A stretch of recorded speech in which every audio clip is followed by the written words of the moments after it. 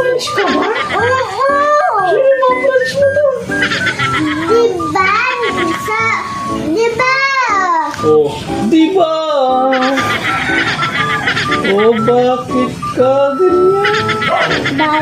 Father's Day, hindi yung mga kids, hindi sasaling sa daddy, tapos sama naman sila. Ibig sabihin nga yun, hindi ka nga sasama nga kasi wala ka namang friends doon. Tapos hindi ka invited.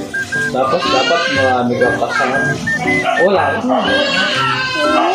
Ba't nandiyan sila? Eh?